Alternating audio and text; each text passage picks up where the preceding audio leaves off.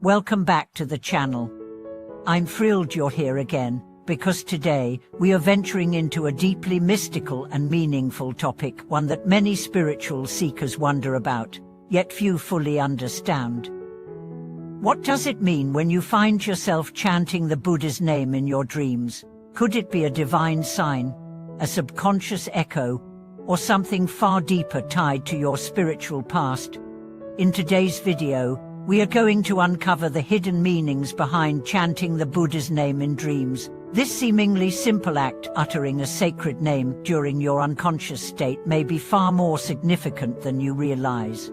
We'll explore ancient teachings, real-world experiences, and the subtle interplay between your consciousness and your karmic imprints. By the end of this video, you'll have a new understanding of how dreams might be revealing more about your soul than your waking mind ever could.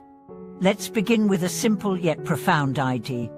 When you chant the name of the Buddha in your sleep, it's not a random occurrence. According to Buddhist teachings, especially those rooted in the Yoga-Siyara school of thought, this suggests that the seed of the Buddha's name, the sacred syllables, has been deeply planted in your subconscious mind, known as the Alaya Vijnana, or storehouse consciousness. What's fascinating is that this storehouse is where every experience, thought, and intention is imprinted. Think of it as an eternal hard drive storing the karmic data of your soul across lifetimes. If chanting manifests in a dream, it could mean that in this life or even in previous lives you've cultivated a strong habit or seed of reciting the Buddha's name. But let's make this more tangible. Imagine a man named Thomas who had never engaged deeply in spiritual practices. One night, after a period of personal crisis, he dreams vividly of being chased by dark figures. In the middle of the panic, he finds himself spontaneously crying out, "Umithibo Buddha," and instantly the terror dissipates. He wakes up shaken but calm. This wasn't just a dream. It was an activation, his soul's cry, his subconscious reaching out for the most ancient, most sacred syllables imprinted across time. This isn't just theory. Spiritual practitioners around the world report similar phenomena. During moments of dream-induced fear, when chased, falling, or feeling helpless, some people instinctively begin chanting sacred names. It's as if, in that moment of unconscious vulnerability, the soul reveals its true nature and turns toward the only thing it knows to be absolute, the Buddha, the divine, the sacred refuge. Now let's shift perspectives. Why is it that chanting rises in nightmares more often than in sweet dreams? The answer lies in the paradox of suffering and awakening. Pain, fear, and turmoil are often the conditions that ignite spiritual clarity. When we are comfortable, basking in the pleasures of life, we forget, we indulge, we drift. But when we suffer, something awakens. Our illusions break. We seek help, and often, our inner voice, the remnants of our past spiritual practice, emerges. In dreams, this process is exaggerated. The mind lets go of its waking constraints, and in moments of fear, like being chased or threatened, the deep-rooted seeds of devotion spring to life.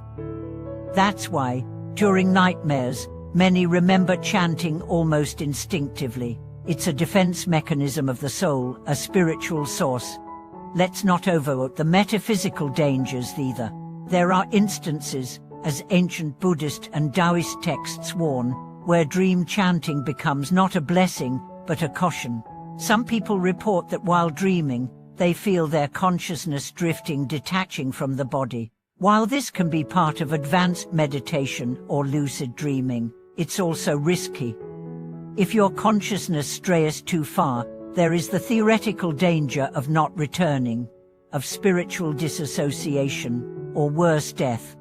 There are stories in folklore and spiritual circles of dream wanderers or astral travelers who ventured too far, encountered hostile entities, or simply could not make their way back. This is why, even in dreams, the teaching is to stay present. Chant, yes, but keep your awareness anchored. If you notice yourself floating, Practice returning. Ground your mind.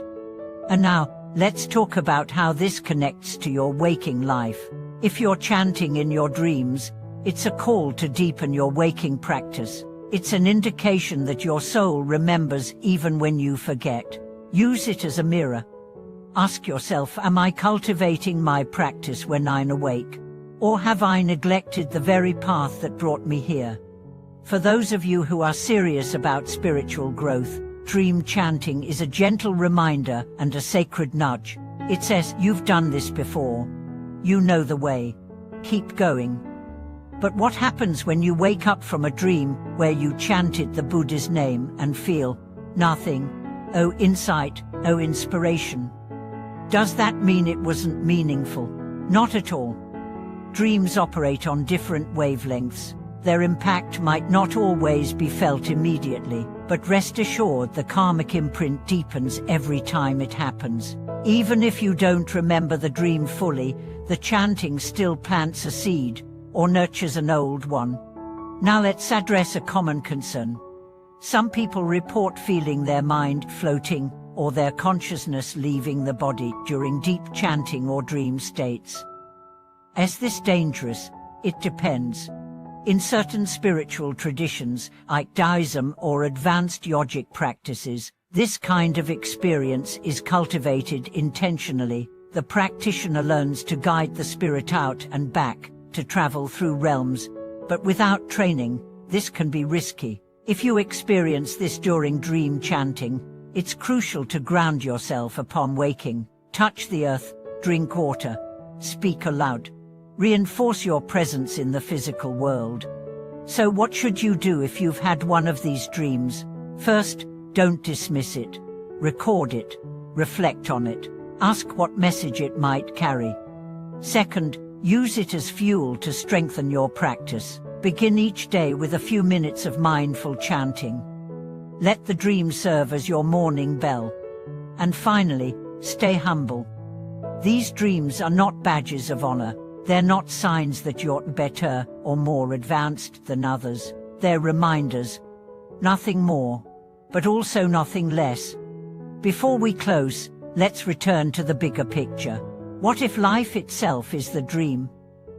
What if your awake state is just another illusion, and these nighttime chants are your soul's way of remembering a deeper truth? In that case, the question isn't, why did I chant in my dream? But rather, why do I forget to chant when I'm awake? Let that sink in. Thank you so much for watching this video.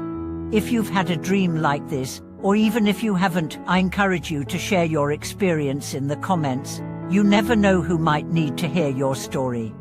Your voice matters.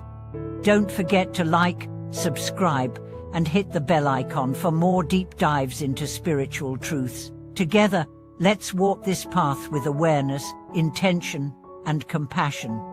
See you in the next video, and until then, may your dreams be sacred, your mind be still, and your heart remain open.